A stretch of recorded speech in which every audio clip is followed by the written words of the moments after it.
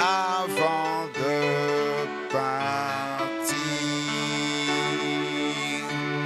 Dieu Tout-Puissant, notre Père Céleste, nous venons une fois de plus devant toi, Seigneur, parce que nous savons que c'est toi qui donnes la vie, c'est toi qui donnes le souffle de vie, c'est toi notre Père, c'est toi notre Créateur, c'est toi notre Consolateur, c'est toi notre guide, tu es notre espérance, tu es notre soutien, Seigneur Jésus. Ce matin, au Dieu Tout-Puissant, nous sommes reconnaissants, Seigneur Jésus, que tu es grand et que nous sommes faibles. C'est pourquoi nous venons au Dieu Tout-Puissant avec des cœurs, ô Dieu, humiliés, abattus vers toi, Seigneur Jésus. Si tu peux, ô Dieu Tout-Puissant, nous exaucer, nous remplir, ô Dieu Tout-Puissant, répondre favorablement, Seigneur Jésus, à nos requêtes. Pardonne l'incrédulité, les soucis, ô Dieu Tout-Puissant, que nous avons.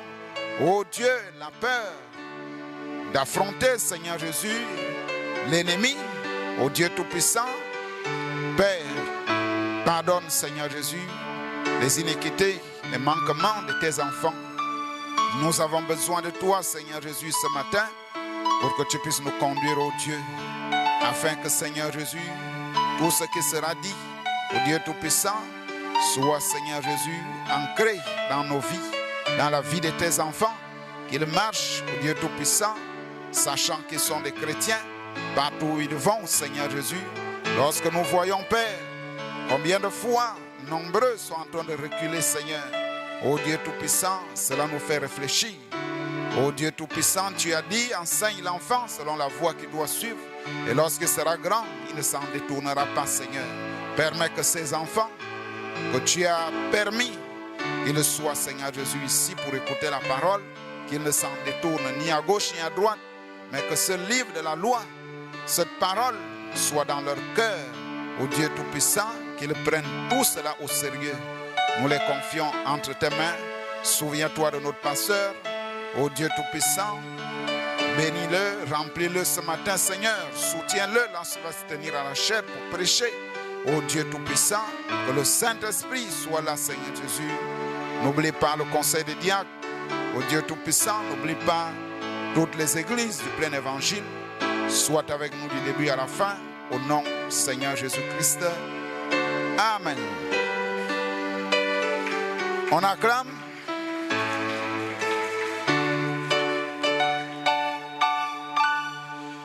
Il n'y a pas de requête de chant. Qui veut chanter pour la gloire de Dieu? Quelques minutes. Qui veut chanter? Quand vous voulez chanter, vous écrivez. Vous écrivez, je vais chanter pour la gloire de mon Dieu, et vous déposez, vous donnez au huissier, il va déposer ici. Alors, qui veut chanter? Personne? Qui veut chanter?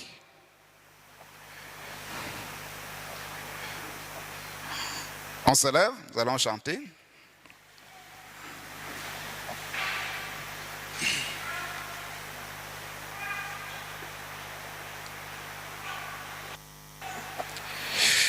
Chantons. Ce vieux monde ne peut me lier, je m'en irai n'importe quand, parce que je me suis consacré et je porte mon habit de nom. Ce vieux monde ne peut me lier, je m'en irai. On chante, on chante. Parce que je me suis consacré et je porte mon habit de noces. L'incrédulité ne peut me lier, je m'en irai n'importe quand. Parce que je me suis consacré. On bat les mains, on bat les mains. Et je porte mon habit de noces. La maladie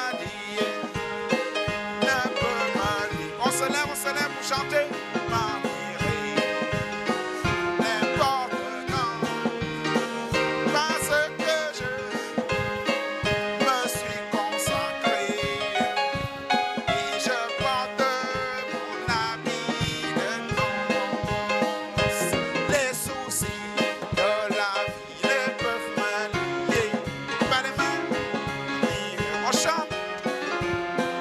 On chante. On chante.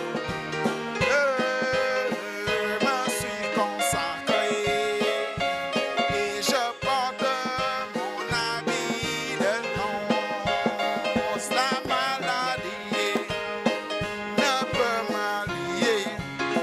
Je m'en irai n'importe quand parce que je me suis consacré et je porte mon habit de noces. L'incrédulité ne peut m'allier.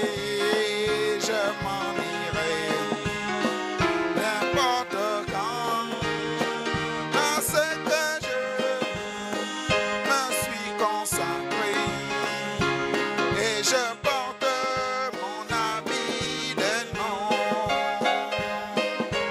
Colossiens, Saint-Esprit et Satan ne peut l'approcher. C'est pourquoi les peu le craignent. Il est si bon pour moi.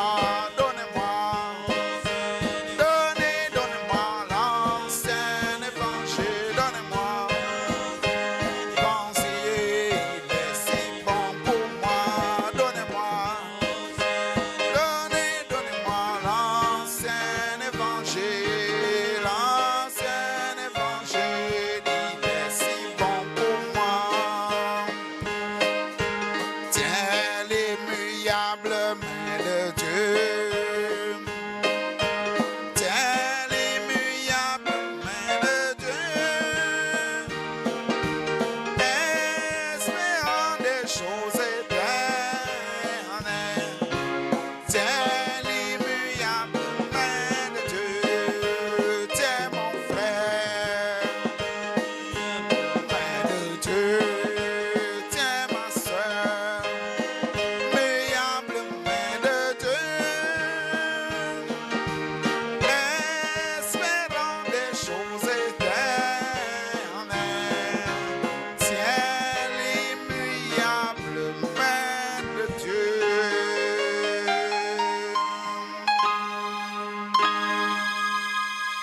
Nous lisons dans 1 Timothée chapitre 2 au verset 8.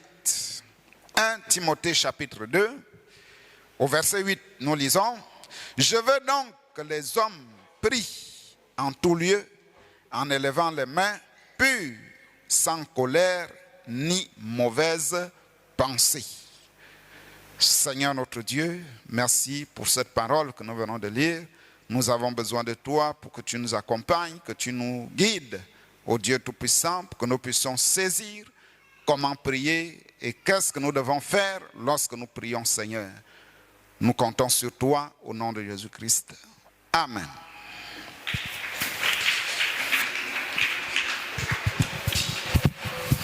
On s'assoit, on prend place. Alors, qui peut nous rappeler le thème que nous abordons? Oui? La vie chrétienne. La vie chrétienne. On acclame? On acclame, c'est très bien. Et c'est quoi la vie chrétienne? Qu'est-ce qu'une vie chrétienne? Quand on est chrétien, quelle est la vie que nous devons mener? Oui? Vivre la parole. Vivre la parole, c'est très bien. Vivre selon les lois de Dieu. Oui? Vivre à les commandements de Dieu. Vivre selon les commandements de Dieu. Qui peut ajouter? Tu ne tueras pas, tu ne voleras pas, tu ne déroberas pas, tu ne convoiteras pas la chose de l'autre. Tu n'auras pas la haine envers l'autre. Honore ton père et ta mère. La Bible dit, pour que tu vives longtemps sur la terre, afin que tu sois aussi heureux. Si tu honores ton père et ta mère, tu seras heureux et tu vivras longtemps sur la terre. Je suis l'Éternel ton Dieu, tu n'auras pas un autre Dieu devant ma face. C'est aussi un commandement de l'Éternel. Ce n'est pas parce que tu es malade, la maladie a duré, tu as prié, le pasteur a prié, tu n'es pas guéri. Tu dis bon, je vais aller consulter un ganga. Là, Le Nganga, c'est un dieu étranger. Ce n'est pas le Dieu tout-puissant. Qui a compris? Donc, même si tu es malade jusqu'à la mort, prie le Seigneur Jésus, crois au Seigneur Jésus, même si la maladie t'entraîne jusqu'à la mort. Préfère mourir de cette maladie que d'aller consulter un Nganga. Il se peut que c'est Dieu qui veut que tu meurs. Hein? Parce qu'il y a des gens, quand on parle de la mort, ils n'aiment pas. Hein? On a peur. Et pourtant, le prophète nous a montré le mystère de la mort. Donc, un chrétien ne devrait pas avoir peur de la mort, de mourir. Alors, quand on est chrétien, quelle est la vie que je dois mener? Qui peut ajouter? La vie que je dois mener, c'est quelle vie? Oui? Oui? Une vie chrétienne. Une vie chrétienne. C'est quoi la vie chrétienne? C'est ce qu'on est en train de dire. Quand je suis chrétien, je mène quel genre de vie? Oui, là-bas? C'est quelle vie? Mène une vie avec Dieu. Une vie avec Dieu? Qui va ajouter? Je mène une vie? Oui, parle. Oui? Lire la Bible. Lire la Bible chaque jour. Un chrétien doit lire au moins une ou deux fois, non, au moins 2 fois. Le prophète dit 2 à 3 fois par jour.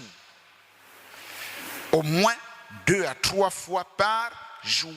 Le matin, tu lis même un verset, si tu as le temps, un chapitre. À midi, quand tu n'as rien à faire, tu lis, tu pries. Le soir, avant de dormir, on lit la Bible, on prie, on dort. Là, tu as lu 3 fois la Bible. Tu as aussi prié 3 fois. Alors, un chrétien doit mener quel genre de vie? Quel était le sujet du dimanche dernier? Le sujet du dimanche dernier, c'était quoi? Oui, il y a un doigt ici. Une vie de prière. Une vie de prière. On acclame, on acclame. Donc, un chrétien doit mener une vie de prière. Même quand on dit qu'on acclame, il y en a qui n'acclament pas, qui regardent. Vous rêvez. Nous ne sommes pas dans un rêve. Hein? Si tu penses que tu rêves, touche d'abord ta tête comme ça. Fais comme ça. Hein? Pince d'abord pince ton bras. Si tu as mal, ça veut dire que tu ne dors pas. Hein? Tu es dans la réalité là. On acclame le Seigneur Jésus.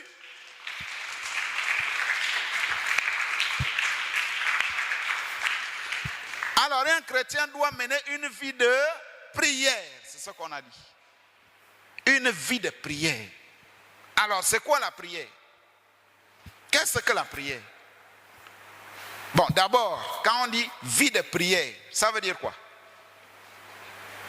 Anne, une vie de prière, c'est quoi? Débrouille-toi à dire quelque chose. Quand on dit une vie de prière, c'est quoi?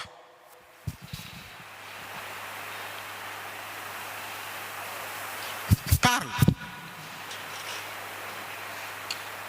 Qui peut dire quelque chose? Une vie de prière. Personne. Chez les frères, rien. Une vie de prière, c'est quoi?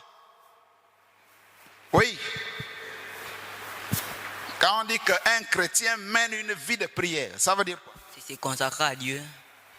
Se consacrer à Dieu. Oui, là-bas. Oui. C'est demander à Dieu. Demander à Dieu. Une vie de prière, ça veut dire prier tout le temps. Prier à tout moment. C'est ce que la vie de prière signifie. Lorsque je veux aller à l'église, je prie. Je consacre le véhicule dans lequel je vais monter à Dieu pour que j'arrive bien à l'église. S'il y a un accident, que je ne me fasse pas mal. Quand je veux manger, je consacre la nourriture. Parce que l'apôtre Paul dit que tout ce qui se vend au marché, nous devons le consommer, mais en passant par la prière.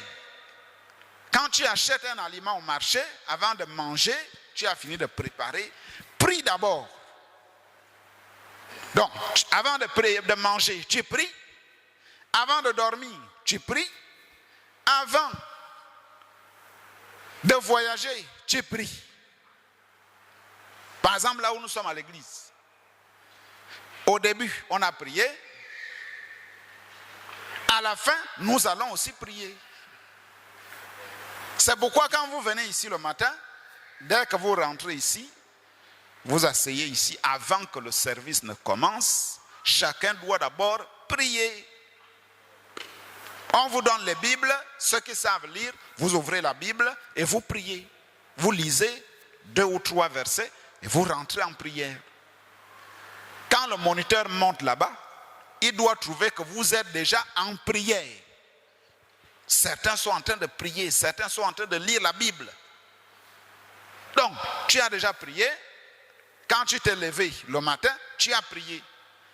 Quand tu es venu, tu as pris le taxi. Dès que tu montes dans le taxi, tu pries dans ton cœur. Quand tu arrives à l'église, tu rentres ici, tu t'assois, tu pries. Quand le moniteur va dire, prions, tu pries. À la fin de l'enseignement, tu vas encore prier. Est-ce que vous voyez? Donc ça te fait beaucoup de prières. Maintenant, toi-même, quand tu es à la maison, nous avons dit qu'un chrétien a une longue prière. C'est le prophète qui dit ça. Chacun de nous devrait avoir une longue prière dans la journée. C'est la prière que tu fais en dehors de celle que tu as avec la famille. En dehors de ton père, en dehors de ta mère, toi-même tu dois avoir une prière seule. Qui fait cette prière-là parmi vous? Qui a déjà commencé à prier seul? Ceux qui le font déjà, levez les mains. Voilà, quelques doigts. Les autres n'ont pas toujours fait. Pourquoi? Qui ne prie pas seul, qui ne prend pas le temps pour prier, levez les mains. Soyez honnêtes. Qui ne prend pas le temps pour prier, soyez honnêtes, levez les mains.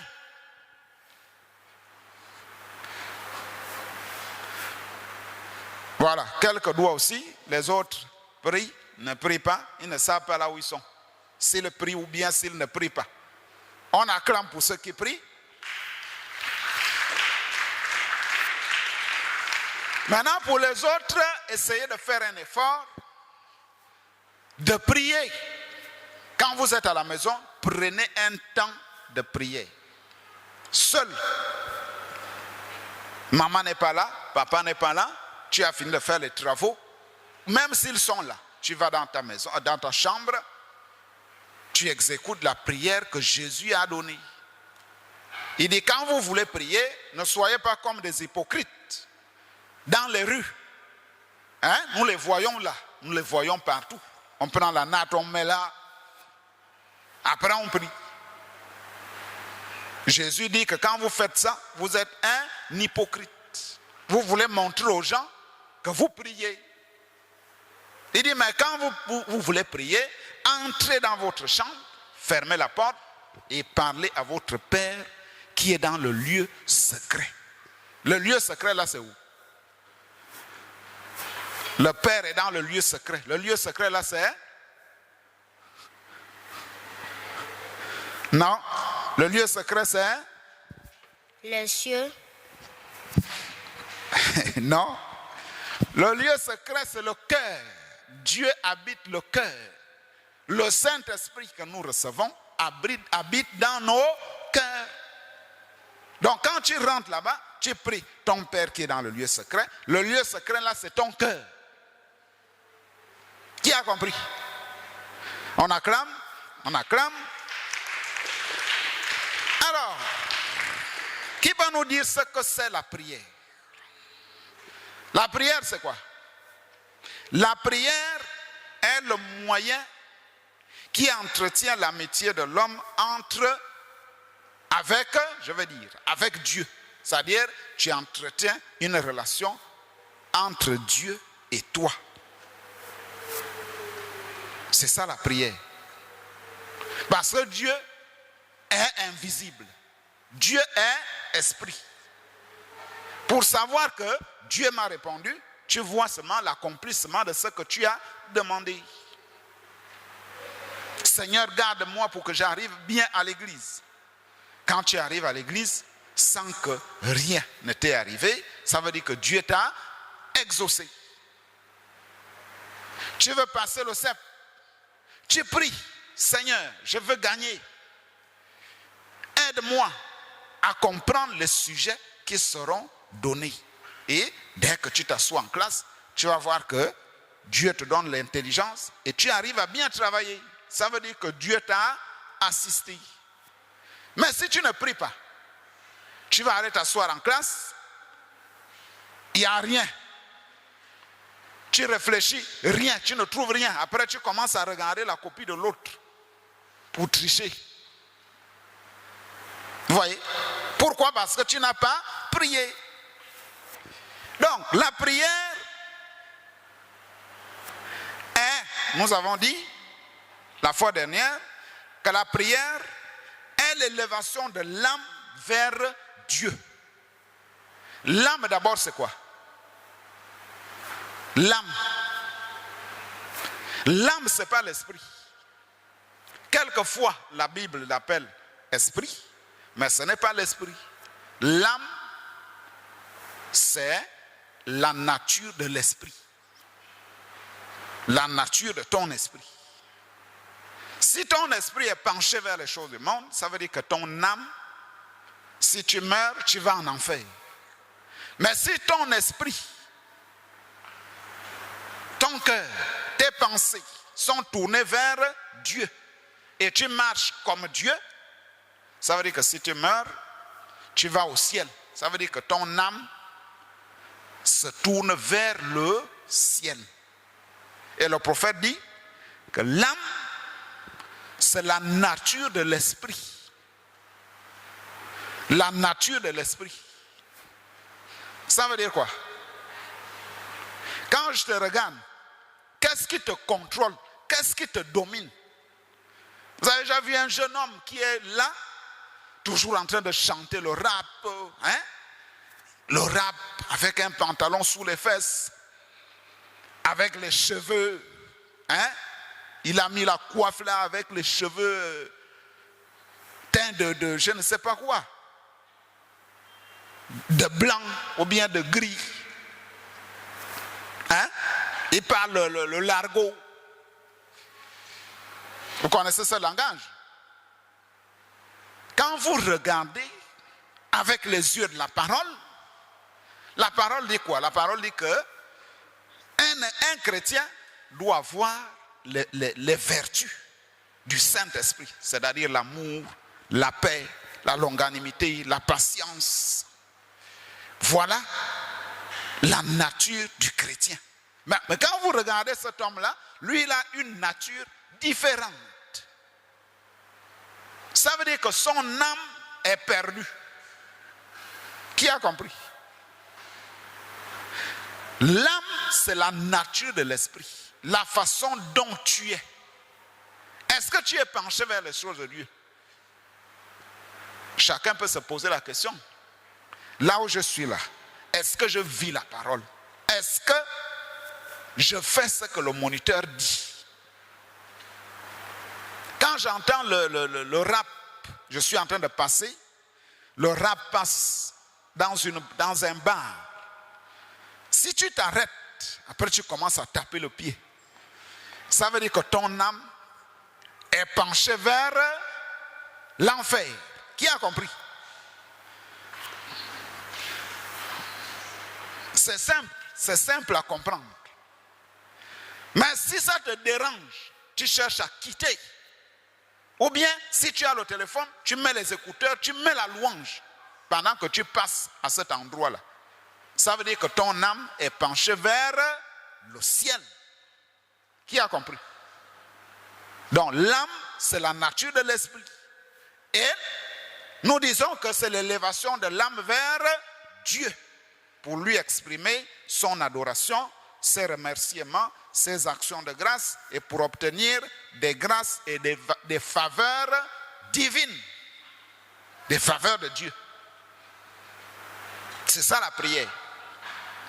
Donc nous avons aussi dit que la prière, c'est un dialogue. Donc je parle à quelqu'un qui doit m'écouter et qui doit me répondre. Hein? Si je dis bonjour, tu réponds comment? Bonjour. Comment ça va? Ça va bien. Est-ce que vous voyez? Nous avons dit la prière, c'est une puissance, la prière, c'est la solution, la prière, c'est un dialogue d'un chrétien avec son Dieu. Est-ce que vous voyez? C'est un dialogue entre Dieu et toi. Tu parles et il répond. C'est pourquoi le prophète dit, quand nous prions, ne venons pas, oh Dieu, ceci, cela et tout. Après, pouf, tu te lèves, tu pars. Quand tu finis de prier, si tu es fatigué, tu t'allonges, tu as toujours la pensée vers Dieu. Et tu vas entendre une petite voix douce qui parle. Si la voix là ne parle pas, ce sera un songe que Dieu va te montrer par rapport à ce que tu lui as demandé. Par exemple, je veux passer un examen. Seigneur Jésus, je te confie cet examen. Comment les choses vont se passer? Aide-moi. Après, tu dors. La pensée est dedans. Qu'est-ce qui va arriver? Le songe arrive. Dieu te montre comment tu es dans la salle en train de composer. Et les choses qui vont se passer, Dieu va te les montrer d'avance. Qui a compris? Donc ça veut dire que Dieu te répond. Et nous avons aussi dit que la prière, quand vous priez, par exemple dans les psaumes sont les chants et les prières de David. Vous allez voir, quelque part on a écrit pause. C'est-à-dire ils ont chanté, ou bien il a prié. Après, il y a eu une pause. Et la pause là, il n'est pas parti manger le pain. Hein? Ou bien aller sauter, aller jouer au King of. Non. Il est resté là pour attendre la voix de Dieu. Qui a compris? C'est ça. Maintenant, la prière. Donc, nous avons dit que la prière, il y a la prière pour remercier Dieu. Il y a la prière pour solliciter la grâce de Dieu. Il y a la prière, par exemple, quand j'ai besoin du Saint-Esprit, je prie. Quand j'ai besoin de réussir à un examen, je prie. Quand je suis attaqué par les démons, je prie. Quand je suis malade, je prie. Donc il y a la prière en temps de détresse. Les temps de détresse, c'est la maladie. Par exemple, nous lisons dans Jacques chapitre 5, verset 13. Quelqu'un est-il malade parmi vous? Est-il dans la souffrance? La Bible dit qu'il prie. Tu souffres. La première chose, c'est pas dire, oh, c'est le sorcier qui fait ça. Hein? C'est l'oncle qui est Nganga au village là. C'est lui qui me fait ça. tu commences à accuser les gens alors que les gens n'ont rien à voir avec ça. Un chrétien, ce n'est pas quelqu'un qui passe le temps à accuser les gens, qui sont des sorciers, ils m'ont bloqué, ils m'ont fait ceci. Mais tu es chrétien, on te bloque pourquoi? Le prophète dit qu'il nous a donné l'arme la plus puissante qu'un chrétien détient. C'est la prière. Alors, si tu prends les prières, tu les bombardes vers un chrétien, un sorcier, il va fuir. Hein? Tu cibles le sorcier, il va fuir. Moi là, je suis allé habiter dans la maison d'un rosicrucien, ne sachant pas qu'il est, il l'est. Au début, ça allait bien, mais après, il a changé. Je dis bonjour, il ne répond plus. Après, il s'énerve, il m'appelle pour dire que je le dérange. Mais je ne t'ai pas insulté, je ne t'ai rien fait. Je te dérange, pourquoi? Et après quelques jours, il a dit, tu sors de ma maison. Vous voyez? Il a décidé de me chasser. Pourquoi? Parce que les prières que je fais le dérangent. C'est un sorcier. Au lieu que c'est le chrétien qui fuit le sorcier, hein? Au lieu que c'est le sorcier qui fuit le chrétien, c'est le chrétien qui fuit maintenant le sorcier. C'est ce que la plupart des gens font. Oh, tel est sorcier. Oh, on m'attache. On m'envoûte. Mais tu es chrétien. Pourquoi on t'envoûte? Parce que tu ne pries pas. Hein? Après, on devient rétrograde. Finalement, on va aller voir un ganga. Le ganga, c'est même le sorcier. Il va même bien t'envoûter. Alors qu'un chrétien, quand il arrive chez un ganga, le ganga doit trembler. Qui a compris? On acclame, on acclame. La Bible dit, quelqu'un est-il dans la joie? Si tu es dans la joie, la Bible dit, chante des cantiques. Hein? Dieu t'a donné le travail. Bien, Dieu t'a donné l'examen. Quand tu arrives à l'église, tu donnes la requête. Je remercie Dieu parce qu'il m'a donné le CEP. Ou bien il m'a donné l'entrée en 6e. Ou bien il m'a donné le BPC. Alors, je vais chanter pour mon Dieu. Tu passes ici, tu chantes. Si c'est à la maison, tu chantes. La Bible dit, quelqu'un parmi vous est-il malade? Qu'il appelle les anciens de l'église. Les anciens de l'église, c'est le pasteur. Ce sont les diacres. Ce sont les prédicateurs de l'église. La Bible dit, et que les anciens prient pour lui, en loignant d'huile au nom du Seigneur. La prière de la foi sauvera le malade, et le Seigneur le relèvera. S'il a commis des péchés, il le sera pardonné. Et la Bible dit, confessez donc vos péchés les uns les autres et priez pour les uns les autres afin que vous soyez guéris. La prière fervente du juste a une grande efficacité. La prière du juste. Pourquoi? Parce que Dieu, la Bible dit que Dieu n'exauce pas les pécheurs. On a vu ça le dimanche dernier.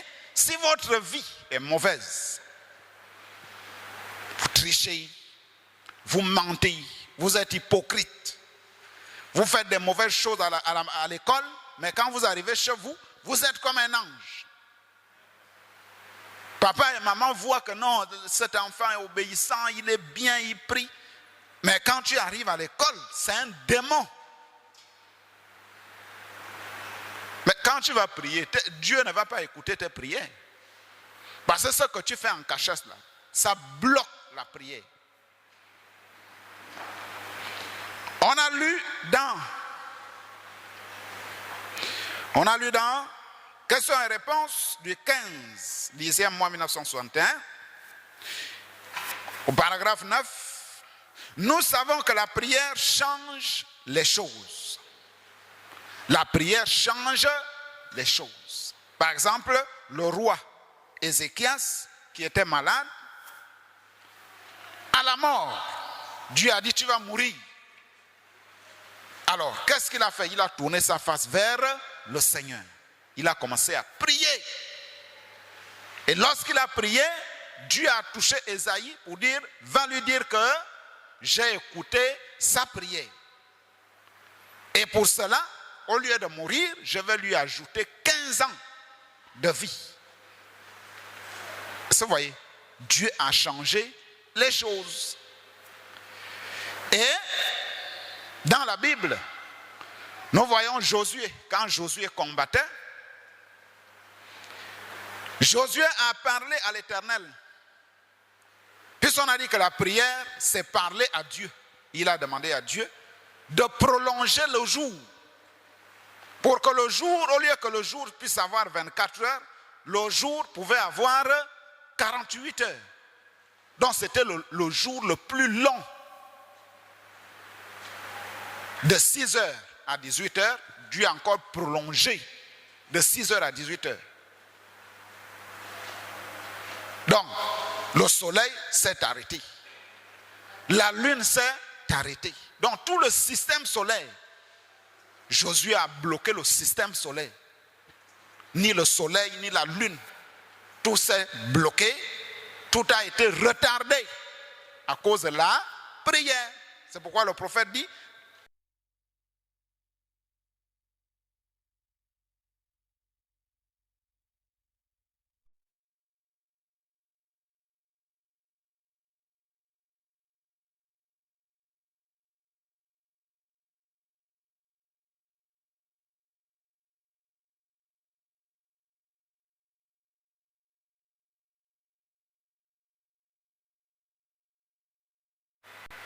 a une grande efficacité. Oh, si seulement vous saviez que dans votre main, écoutez bien, dans votre main, Christ nous a donné l'autorité avec son nom en étant chrétien. L'arme la plus puissante que le monde ait jamais connue, le prophète dit, la prière, ça change même tout. Elle changera la pensée de Dieu. Effectivement, elle l'a fait après que la mort avait frappé, avait été prononcée sur un homme. Cet homme a prié. Dieu a dit au prophète, retourne et dis-lui que je l'ai entendu. Vous voyez, la prière, le prophète dit, tenez bon. Tenez bon. On a dit ici, un chrétien, ce n'est pas celui qui se laisse abattre par les circonstances. Tu as des problèmes, tu ne peux plus aller à l'église parce que tu as un problème. Qu'est-ce que l'église a à y voir? Cette maison a été consacrée pour une maison de prière. Si tu as un problème, viens à l'église, prie. Et Dieu va exaucer. Au lieu d'accuser Dieu, j'ai des problèmes, je ne peux plus venir à l'église. Il faut que les diacres appellent d'abord. Il faut qu'on vienne d'abord te consoler. Le prophète dit que quand nous venons en Christ, nous devons être des soldats. Il dit que nous, les chrétiens, ne devraient pas dorloter un chrétien. Un chrétien, c'est un combattant, c'est un soldat. Quand vous priez, vous ne savez pas ce que la prière fait dans le domaine de la 4e dimension. Hein? Si Dieu vous ouvrait les yeux, quand vous priez, c'est les dégâts que ça fait. Vous ne savez pas. Mais si vous ne priez pas, les démons vont vous dominer. On acclame le Seigneur, on acclame. Paragraphe 150. Il dit, et je sais ceci, certains d'entre nous ont plus de foi que les autres.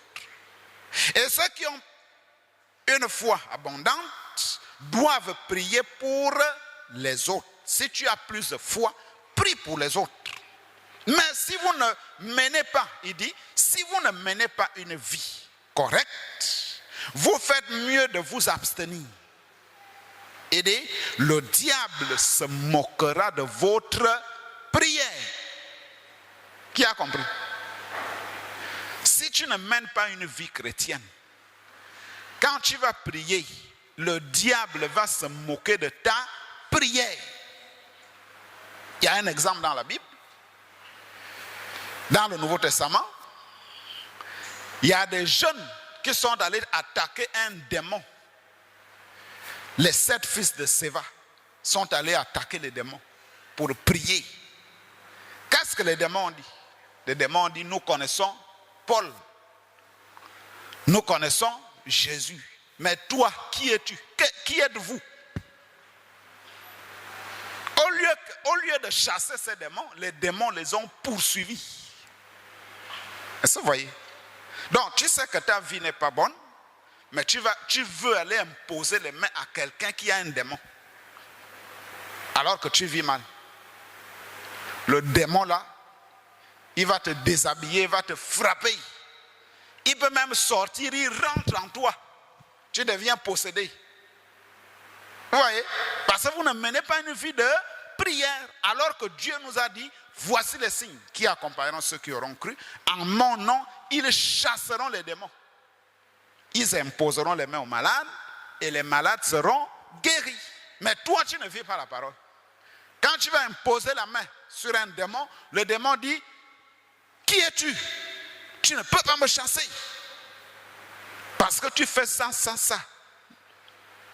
Et tu vas avoir peur, tu recules. Est-ce que vous voyez? Alors qu'un chrétien doit affronter le démon et le chasser. Qui a compris? Alors, nous abordons la leçon du jour. Nous abordons la leçon du jour qui est la prière a des étapes. La prière. Pour prier longtemps, parce que nombreux, quand ils arrivent ici, on demande de prier. Ils disent seulement, Dieu, Seigneur Jésus, aide-moi. Au nom de Jésus, Amen. Il est là, il regarde les autres. Il regarde celui qui prie là-bas. Il regarde la sœur. Parce qu'il ne sait pas. Il ne sait pas prier. Alors, comment on prie? La prière se fait comment? Du début à la fin. Qui peut m'aider? Comment on prie? On prie comment? Est-ce qu'on vient seulement, on se met, Seigneur, Amen. On prie comment? La prière, c'est ça notre sujet. Et notre leçon, c'est que la prière a des étapes pour se faire entendre par Dieu. Pour que Dieu t'écoute, tu dois passer par un processus pour qu'il te réponde. Oui, quelles sont les étapes de la prière? Tout d'abord, il faut commencer par remercier notre précieux Dieu par le souffle de vie qu'il nous a donné. Et à la fin, nous devons consacrer notre journée ou notre nuit. On acclame, on acclame. Il dit, nous devons commencer à remercier notre Dieu. Mais avant de remercier Dieu, est-ce que tu vas seulement venir, tu te mets à genoux, Seigneur, je te remercie. C'est comme ça. On commence comment? Oui, on commence comment? On demande d'abord pardon. Est-ce qu'on demande d'abord pardon? Dès que tu te mets à genoux, Seigneur, pardonne-moi. Non. Alors, notez, première étape de la prière. Première étape. Avant d'aller là-bas, nous lisons d'abord ce que Jésus nous a donné.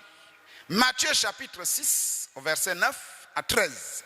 Voici donc comment vous devez prier. Il dit, notre Père, qui es aux cieux, que ton nom soit sanctifié, que ton règne vienne, que ta volonté soit faite sur la terre comme au ciel. Donne-nous aujourd'hui notre pain quotidien. Pardonne-nous nos offenses, comme nous aussi, nous pardonnons à ceux qui nous ont offensés. Ne nous induis pas en tentation, mais délivre-nous du malin. Car c'est à toi qu'appartiennent dans tous les siècles le règne, la puissance et la gloire. Amen. Voilà ce que Jésus nous a dit. Maintenant, combien? Est-ce qu'à chaque fois que je vais prier, je vais dire, notre Père qui es aux cieux, que ton nom soit sanctifié. Quand je veux manger, notre Père qui es aux cieux. Est-ce que c'est comme ça? Jésus nous a donné les étapes de la prière. Quand vous regardez bien à l'intérieur, 1, l'adoration. On commence par adorer Dieu. Jésus ne change pas. Jésus ne change pas. Les choses de ce monde peuvent changer, mais Jésus ne change pas. 2 à 3 fois, c'est fini. Allez, tu rentres dans la prière. Deuxième étape, s'adresser à Dieu, le Père. Tu vas dire, Père céleste.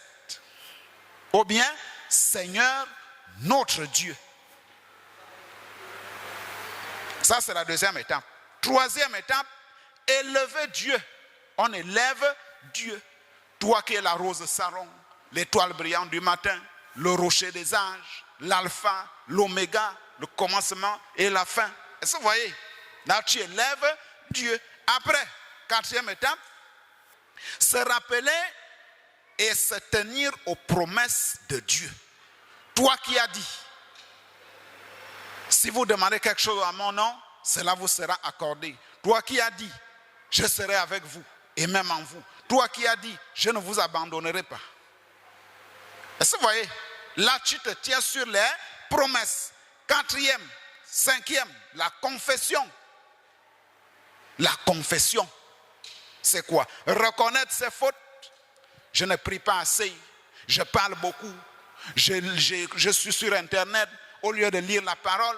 Donc tu reconnais tes fautes et tu les adresses à Dieu. Sixième étape, accepter le pardon des autres. Tu acceptes le pardon des autres. Septième étape, prier pour l'Église. C'est là où tu commences. Les saints, la famille, les amis, les connaissances. Huitième étape, introduire sa requête. C'est là où la requête vient.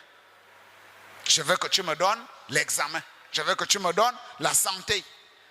Dixième étape, terminer la prière. Non, neuvième étape d'abord, se tenir sur la volonté de Dieu. Terminer par dire que ta volonté soit faite. Enfin, terminer sa prière au nom du Seigneur Jésus-Christ. Qui a compris? Et là, votre prière sera longue. Alors, nous allons prochainement voir avec la prière de Daniel chapitre 9. On acclame, on acclame.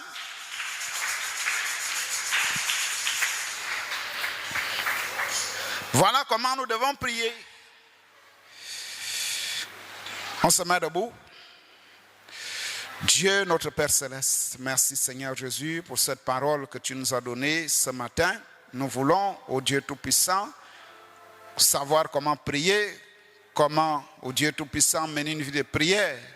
Seigneur Jésus, soutiens tes enfants qui ont écouté, Seigneur Jésus, tout ce qui a été dit. Permets qu'ils mettent cela en pratique et que chaque jour, ils puissent mener une vie de prière, soit avec chacun. Bénis la sortie, bénis les offrandes et les dîmes, au nom du Seigneur Jésus-Christ. Amen.